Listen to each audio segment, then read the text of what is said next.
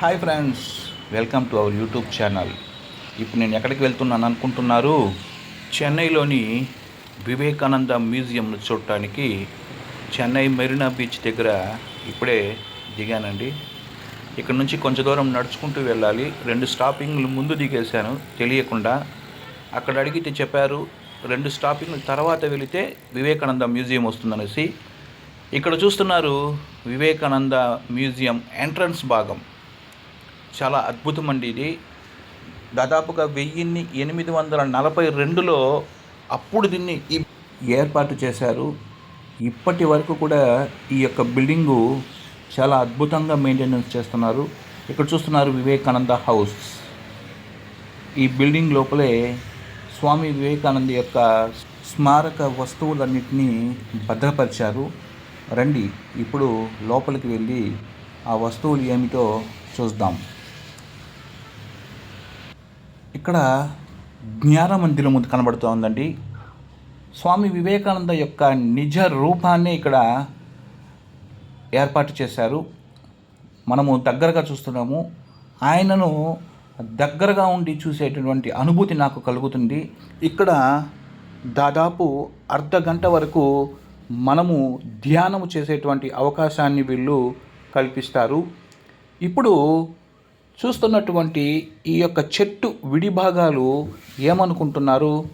స్వామి వివేకానంద గారు అమెరికాకు వెళ్ళినప్పుడు ఓక్ ట్రీ అనేటువంటి చెట్టు కింద తన శిష్యులకు జ్ఞాన బోధనను కల్పించారు. ఆ యొక్క చెట్టు యొక్క విడిభాగాలనే ఇక్కడ తీసుకొని వచ్చి భద్రపరిచారు. చాలా ఆశ్చర్యకరంగా అనిపించిందండి. అమెరికా నుంచి ఈ యొక్క చెట్టు విడిభాగాలను తీసుకొని వచ్చారు. ఇప్పుడు చూస్తున్నటువంటి విషయం ఏమిటంటే, ఒక రాజు వివేకానందకి ఒక ప్రశ్న ఇచ్చారంట.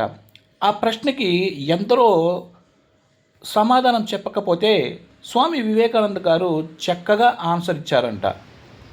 ఇప్పుడు ఆయన గురువైనటువంటి శ్రీ రామకృష్ణ పరమహంస చేత ఆయన జ్ఞానబోధన పొందుతున్నటువంటి ప్రదేశాన్ని ఇప్పుడు చూస్తున్నారు. చాలా అద్భుతంగా ఏర్పాటు చేశారు ఇక్కడ. ఇప్పుడు తిరువల్లువర్ విగ్రహము కుండ పైభాగానికి వెళ్ళి చూస్తే ఆయన యొక్క ఏమేమి గుర్తులు ఇక్కడ భద్రపరిచారో చూస్తాం రండి.